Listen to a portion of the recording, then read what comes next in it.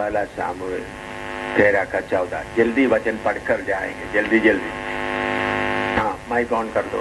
और माइक तो अब तेरा राज्य बना ना रहेगा। यहोवा ने अपने लिए एक ऐसे पुरुष को ढूंढ लिया है जो उसके मन के अनुसार है।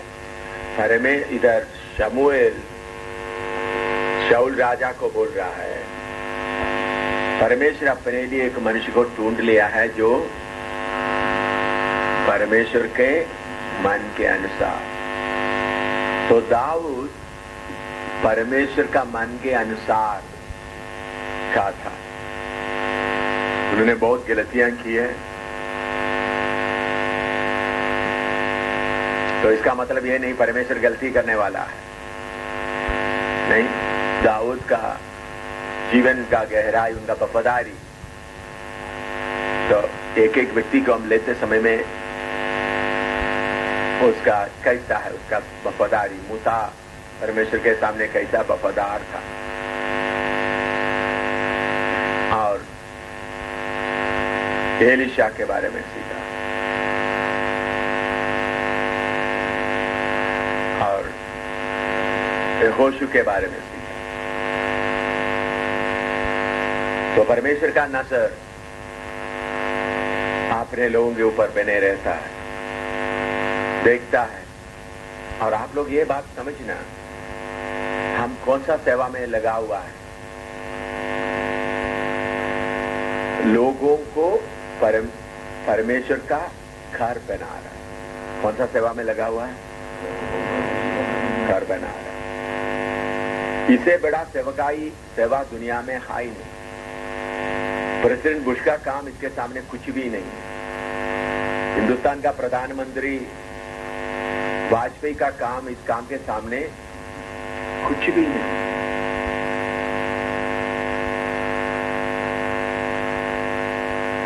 हम वो सेवा कर रहा है, लोगों को शैतान की कब्जे से छुड़ाकर परमेश्वर का घर बना रहा है। तो हमारा स्वभाव, हमारा जीवन, हमारा वफादारी कैसा कैसा होना चाहिए। कितना नम्र दिल के साथ, कितना पवित्रताई के साथ, कितना गंभीरता के साथ चलना। ये बच्चों का खेल नहीं। माँ ये रेणुका के कल का समय पर प्रभु हमारे बीच में से आप अगर आज आप बैठे तो कितने लोगों को आप बैठने देगा। आपका मुंह से निकलने वाला वचन सुनने के लिए कितने लोगों को बैठने देगा। तो प्रभु का जवाब बहुत कठिन था।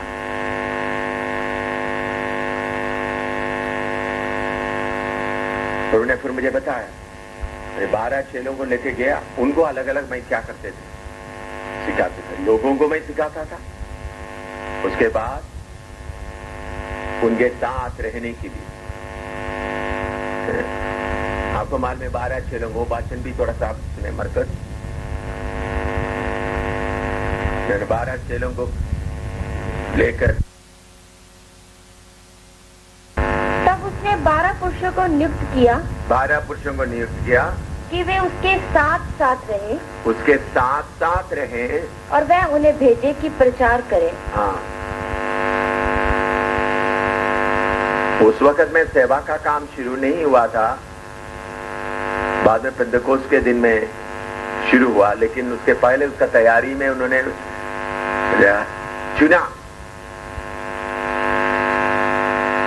आप सोचो, यीशु सेवा करते समय में यीशु के पीछे होने के लिए बहुत लोग चाहता था, नहीं चाहता था?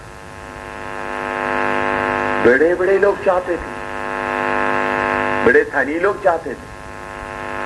उसका कुछ इशारे हमको मिला। कुछ लोग गुप्त चेले थे, कुछ लोग अमीर है। यीशु का लाश को निकालकर दफनाई करने के लिए कितने कितने लोग, लेकिन सबको प्रभु यीशु मौका नहीं देता। बार बार अपने बड़े तुमको चुना। तो अभी आप लोग सब मिले जुले बैठे हैं, तो मैंने प्रभु से पूछा, प्रभु फिर आप क्यों ऐसा होने दिया, इतना भीड़ इधर आने क्यों दिया? मैंने प्रभु से, प्रभु इतना भीड़ इधर में जगह भी तंग है, इतने भीड़ को आप इधर में आने क्यों दिया? प्रभु ने बोला है, मैं खुला एक मौका दे रहा हूं ताकि इनके बीच में से तुम क्या कर सके, चुन सके। खुला मौका दे रहा हूं, एक एक को देखो। फिर प्रभु ने मुझे बताया, जैसा जिदोन को बोला कौन सबको पानी में ले जाओ, और कैसा जिदोन ने किया? नहीं, जो तुम्हारे पास पढ़िएगा वचन को सिर्फ कुत्ते का शब्द सिर्फ याद रखने से काफी नहीं, उधर में कुछ खास शब्द इस्तेमाल किया हुआ है। और लाइट उधर से टेबल लैंप लेके इधर एक स्टूल लेकर के। फिर यहोवा ने गिदोन से कहा, अब भी लोग अधिक हैं, उन्हें सोते के पास नीचे ले चल, वहां मैं उन्हें तेरे लिए परखूंगा। हाँ, वहां मैं उनको, ये वचन आपको समझ में नहीं आया? I'll try. वहां मैं लोगों को तेरे लिए परखूंगा। हाँ, और जिसके विषय में मैं तुझसे कहूँ, जिस विषय में मैं तुझसे कहूँ कि यह तेरे संग चले, ये तेरे संग चले, वह तो तेरे संग चले। और जिसके विषय में मैं कहूँ कि यह तेरे संग ना जाए, वह ना जाए। देखो, आप लोग ये वचन को ध्यान, कुत्ते से सबका ध्यान किसके ऊपर चल जाता है? मेरा बाइबल में देखो, मैंने कुत्ता का अंडरलाइन नहीं किया, कौन सा किया है? 4वां वचन, मैं उधर तुम फर्क होगा। जो तुम्हारे तेरे साथ चलना है वो चले। फिर प्रभु ने बोला, ये खुदी का विषय मैं तुम्हारा टीम के कुछ लोगों के लिए आखिरी मौका दिया। फिर उसके साथ तुम देखोगे आखिरी, दूसरा मौका नहीं, तीसरा। प्रभु ने मुझे बोला, हाँ सुबह कल रात प्रभु, क्योंकि मैं वचन सिखाते दिन में लाने के लिए कोशिश करते करते क्या हो गया, थक गए। बच्चों की तरह खिलाते खिलाते थक गया। प्रभु ने बोला, मैं तुमको ये खुदी का विषय इसलिए सिखाने के लिए बोल दिया, मैं तुम्हारे लोगों, कुछ लोग तुम्हारे टीम के सेवक, कुछ लोगों के लिए आखिरी मौका। इसमें तुम देखेंगे कौन चल सकता है। बाकी तो मैं आपको ये बताना चाहता हूं, भरपूर काम करते समय में दाऊद के लिए क्या बोलता है? शमूएल बोलता है, मेरा मन के अनुसार। पढ़िएगा, पहला शमूएल 16 का 10 से 13 तक पढ़िएगा। दाऊद कहाँ का था? जल्दी जल्दी, पहला शमूएल 16 का 10 से 13 तक।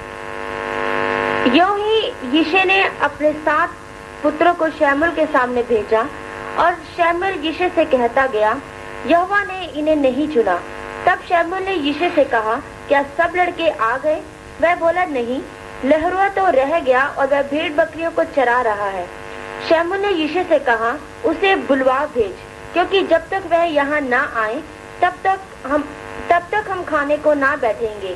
तब वह उसे बुलाकर भीतर ले आया। उसके तो लाली झलकती थी और उसकी आंखें सुंदर और उसका रूप सुडौल था। तब यहोवा ने कहा, उठकर इसका अभिषेक कर, यही है। तब शमूएल ने अपना तेल का सींग लेकर उसके भाइयों के मध्य में उसका अभिषेक किया, और उस दिन से लेकर भविष्य को यहोवा का आत्मा दाऊद पर बल से उतरता रहा। इधर में देखते हैं, दाऊद उस घर में सबसे छोटा था, और अपना बाप भी सोचा, उनके घर में बड़ा नबी आ रहा है, तो सब बेटों को बुलाया। दाऊद ने सोचा, दाऊद के बारे में सोचा ये तो बेकार है, उसको खाने के लिए भी बुलाया है।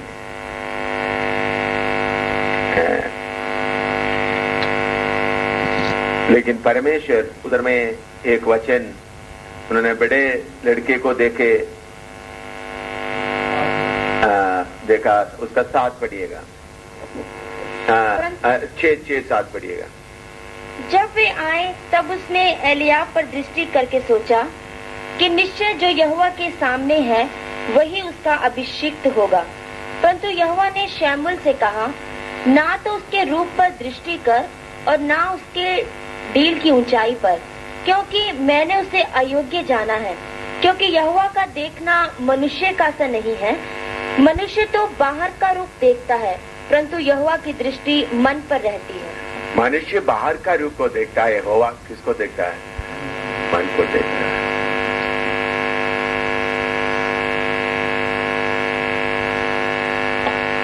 फिर इतना, उनको कितना बेटे थे, बड़े तकड़ा, उनको किसी को नहीं लिया। बाद में एक अनजान बाप ही भूल गया। असली में घर में एक बड़ा फंक्शन हो रहा है, दाऊद को कौन भी भूल गया था? बाप भी भूल गया। तो ये तो छोटा लड़का, तो बकरे को खा देते, क्योंकि शमूएल ने बोला मैं आ रहा हूं तुम्हारे घर में, सबको इकट्ठा कर। तो मनुष्य बाहर की तौर पर देखता है, परमेश्वर किधर देखता है?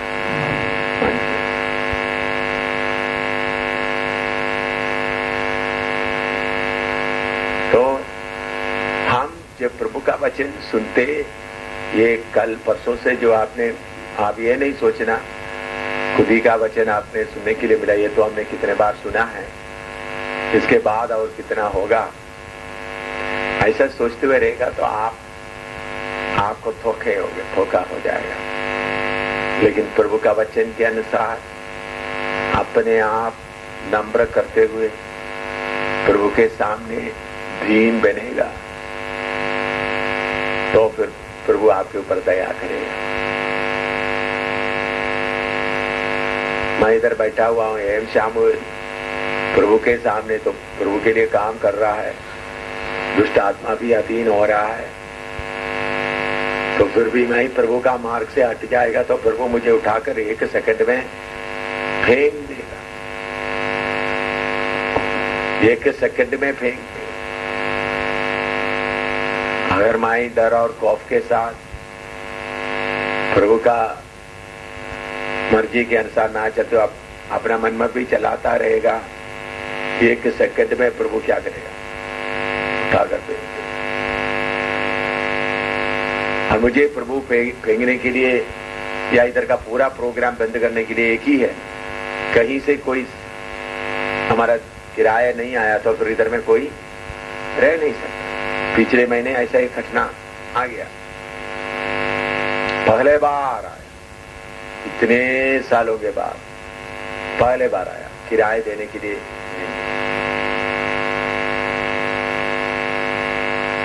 किराए का इंतजाम नहीं है। पिछले महीने जून महीने का मैं बोल रहा हूं, पहले बार इतने साल में जून महीने में ही पहले बार ही लोग आकर किराया पूछा, 2 लोग आकर किराया पूछा। उसके पहले किराए पूछने के पहले ही सबको देते वो लोग।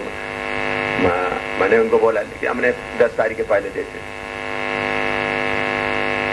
लेकिन प्रभु ने अपना समय में फिर किराए का इंतजाम किया, सब हमने दे दिया। तो उसका मतलब मुझे प्रभु, क्योंकि मेरे पास कोई बैंक बैलेंस नहीं है, मेरे पास अपना मकान नहीं है, मेरे पास कोई भी इंतजाम नहीं, सिर्फ रेलवे स्टेशन के अलावा और कुछ। उधमपुर में जो स्कूल था वो भी किसके लिए, मैं प्रभु का धन्यवाद देता हूँ। प्रभु ने ऐसा योजना बनाया, सब जड़ क्या हो गया, प्रभु ने काट दी। तो प्रभु दया नहीं करेगा, प्रभु इंतजाम नहीं करेगा तो 1 हफ्ता भी इधर नहीं रह सकता। अगला महीना इधर में या एक महीना इधर रहना तो प्रभु का, तो इधर का लोगों को घटाने के लिए प्रभु के लिए कोई मुश्किल नहीं है। मुझे उखाड़ कर फेंकने के लिए, बाकी सपोर्ट लेने वाला है तो क्या होता है, फौरन पता है 1 साल का वायदा मिल जाता है, या एक से मिलता है या नहीं दूसरे मिल सकता है, उसमें से कुछ पैसा जमा किया हुआ होता है तो उनको कहीं ना कहीं खड़ा हो सकता है। मैं प्रभु का धन्यवाद देता हूँ। उन्होंने जो बोला इधर में जमीन नहीं खरीदना जम्मू में, इधर में हमको 2 कनाल बड़ा जमीन इधर जानीपुर में मिला, 2-3 कनाल के बीच सरकार ने दे दिया, अलॉटमेंट लेटर भी आ गया ये इधर का जम्मू डेवलपमेंट अथॉरिटी से। उसके लिए जाकर थोड़ा कुछ पैसा 2,000-2,500 कुछ रुपया जमा करना था। जगह भी बहुत अच्छा जगह, मेन रोड के साथ। मैंने प्रभु लेना है, प्रभु ने बोला मैंने कुछ 2,300 रुपया ऐसा कुछ जमा करना था JCA रजिस्ट्रेशन के लिए। उन्होंने बोला कुछ पैसा, इतना पैसा जमा कर दो।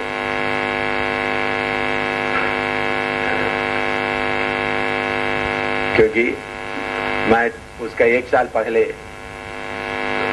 किसी ने बोल दिया आप एक एप्लीकेशन दे दो गवर्नर को, या गवर्नर को एक एप्लीकेशन दे दो कि इधर में ये ड्रग्स वगैरह खाने उनके बीच में सेवा भी उस वक्त हम करते थे, तो ऐसा एक जगह मिल जाएगा। तो उसके लिए मैंने एक मामूली कागज में एक एप्लीकेशन लेकर रजिस्टर करके भेज दिया गवर्नर के नाम।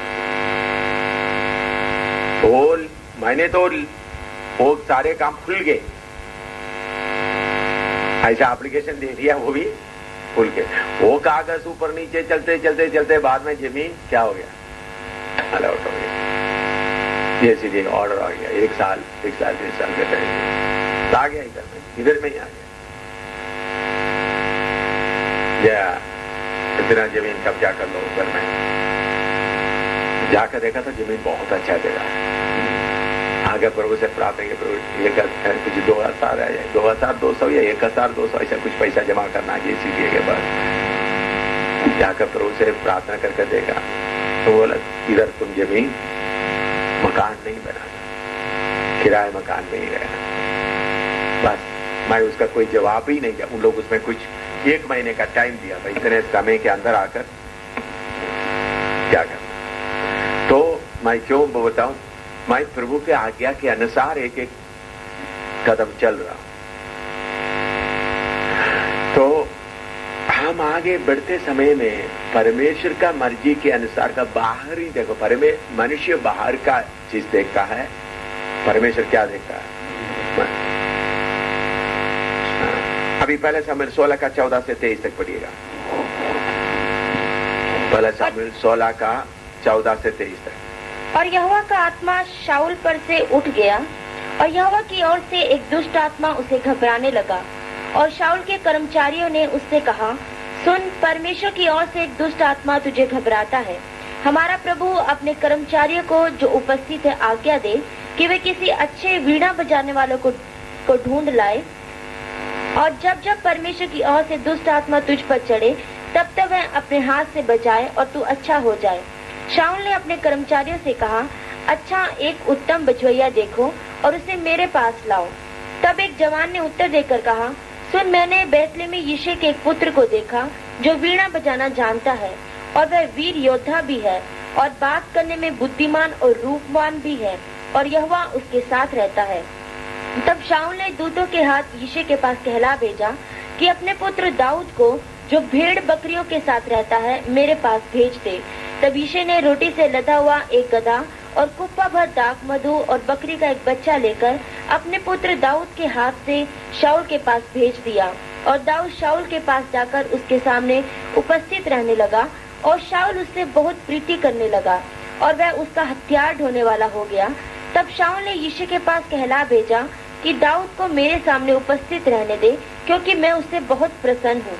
और जब जब परमेश्वर की ओर से वह आत्मा शाऊल पर चढ़ता था तब तब दाऊद वीणा लेकर बजाता, और शाऊल चैन पाकर अच्छा हो जाता, और वह दुष्ट आत्मा उसमें से हट जाता था। इधर में हम देखते हैं, बस ज्यादा विवरण करने का जरूरत नहीं। पहले स्टेप बाय स्टेप समझना। पहले उनके ऊपर अभिषेक हुआ, उसके बाद अभी राजा के पास में कि उनको दुष्टात्मा आते वक्त उस वक्त उनका काम क्या है, वीणा बजाना। अच्छा, अभी उसका 17 का 15 पढ़िएगा। और दाऊद बेतलेहम में अपने पिता की भेड़ बकरियां चराने को शाऊल के पास से आया जाया करता था। हाँ, तो इसके बीच में तो वो परमानेंट काम नहीं था, कभी राजा के पास आता था, कभी भेड़ बकरी को, क्योंकि परमेश्वर एक संगति बनाया। परमेश्वर का काम, परमेश्वर का रास्ता आप देखना। पहले क्या हो गया, अभिषेक हो गया परमेश्वर ने, क्योंकि मेरा मन का तो उनका दाऊद कैसा होगा करके परमेश्वर को पहले ही मालूम था। भजन संहिता 129 में लिखा, मेरे बारे में आप क्या लिखकर किया हुआ है, लिखकर रखा हुआ। तो इसका मतलब है परमेश्वर कल के बारे में अच्छी तरह जानने वाला परमेश्वर लिखा है, मालूम है शामुएल क्या बनेगा, इधर बैठे हुए एक एक क्या बनेगा करके परमेश्वर को अच्छी तरह मालूम है। तो इसलिए परमेश्वर ऐसा प्रोग्राम बना दिया ताकि दाऊद क्या करे, राजा के साथ भी संपर्क करे, इसलिए उनको आने दिया। फिर उसके बाद आता जाता था। उसके बाद में हम देखते गोलियत का समस्या आ गया। इस्राएली लोग डरे हुए थे, गोलियत का दावे को, चैलेंज को सामना करने के लिए कोई नहीं था। कितना दिन गोलियत आकर बातें करता रहा, 40 दिन लगातार बातें रही, उनका सामना करने के लिए इस्राएल में कोई नहीं था। तब दाऊद अपने भाइयों के लिए रोटी लेकर आया था घर से, खाना बाप के तरफ से। तो जब उन्होंने रोटी देने के लिए आया तो ये दावा उन्होंने सुन लिया। तब उनके अंदर का अभिषेक क्या हो गया, उन्होंने बोला मैं जाकर इसको क्या करेंगे, मार डाल। तब उनको जाने के लिए तो देखा तो नहीं जा रहा था। पढ़िएगा उसका 17 अध्याय का 34 और 36 पर, 34 से 36 तक पढ़ेगा। फर्स्ट शमूएल 17:34-36। दाऊद ने शाऊल से कहा, तेरा दास अपने पिता की भेड़ बकरियां चराता था, और जब कोई सिंह व भालू झुंड में से मेमना उठा ले गया, तब मैंने उसका पीछा करके उसे मारा और मेमने को उसके मुंह से छुड़ाया। और जब उसने मुझ पर चढ़ाई की, तब मैंने उसके केश को पकड़कर उसे मार डाला। तेरे दास ने सिंह और भालू दोनों को मार डाला, और वह खतना रहित पलिश्ती उसके समान हो जाएगा, क्योंकि उसने जीवित परमेश्वर की सेना को ललकारा। देखा, उन्होंने अपना तजुर्बा बता रहा, परमेश्वर का अभिषेक आया, उनके पास कुछ भी नहीं था, उन्होंने क्या कर दिया, भालू को और मार डाला, और बकरी को तो क्या उन्होंने बोला एक, इन्होंने भी क्या करेगा। तो फिर हम देखते वही दाऊद किसके खिलाफ जा रहे हैं, गोलियत के खिलाफ। वो कहानी सब आपको मालूम है।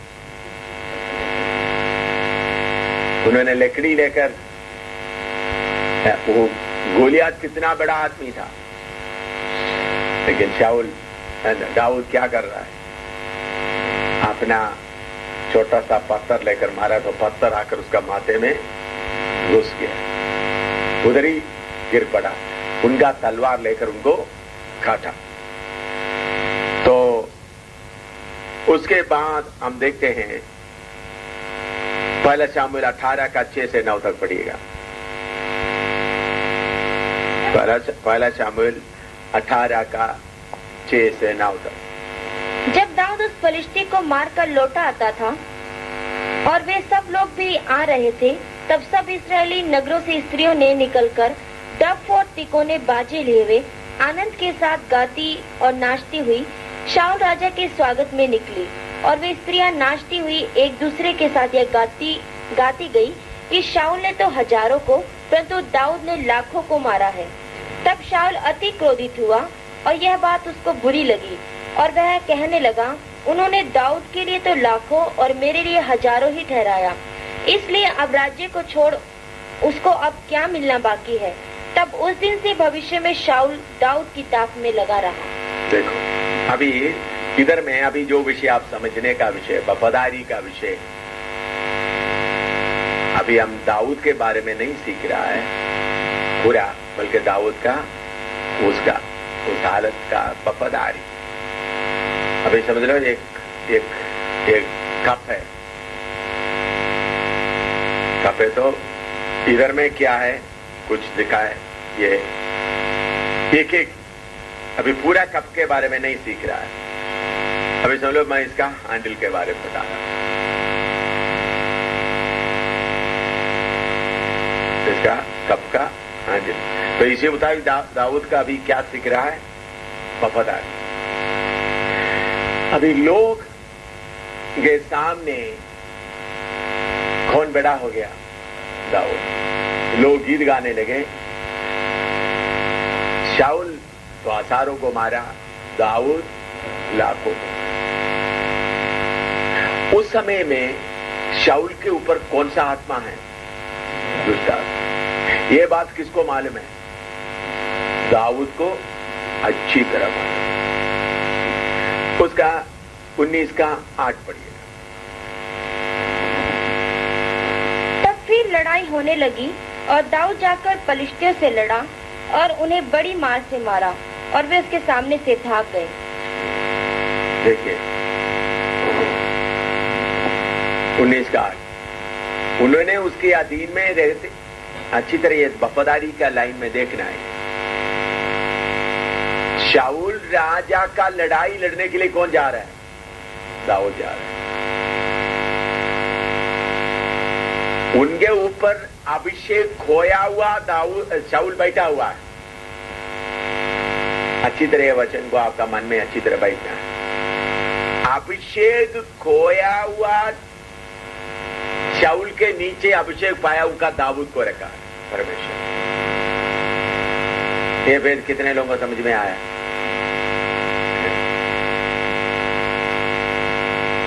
दाऊद का वफादारी को परखने के लिए अभिषेक खोया हुआ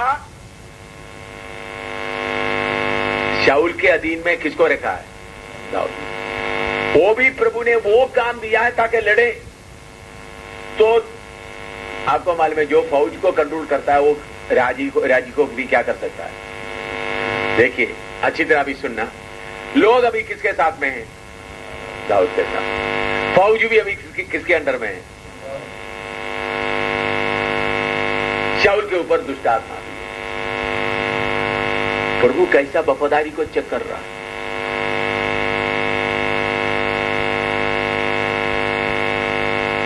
समझ में आया आपको? अभिषेक भी किया हुआ, तुम राजा बनेंगे। राजा बनेंगे करके क्या मिला है, अभिषेक दिया।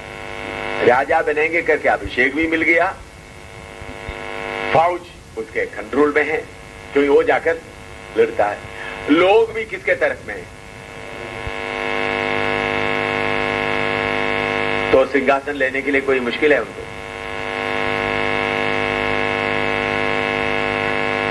परमेश्वर कैसा एक एक का वफादारी को चेक करता है। अगर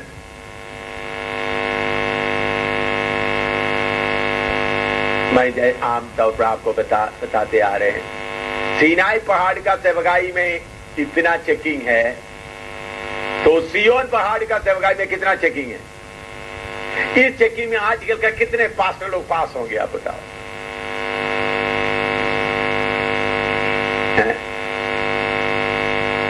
बोलो, थोड़ा भी कहां मिलेगा। देखिए परमेश्वर कैसा चेकिंग कर रहा है। अभिषेक खोया हुआ आदमी के राजा के नीचे अभिषेक पाया हुआ राजा को रखा है, लोग भी उनके कंट्रोल में दे दिया, फौज भी उनके कंट्रोल में आ गया। आगे हम जाके तो उनका बेटी मीकल भी उनके पास है। उनका बेटा जोनाथन भी किसके साइड में है? मैंने वो आप देखो, दाऊद का वफादारी प्रभु कैसा चेक कर रहा है।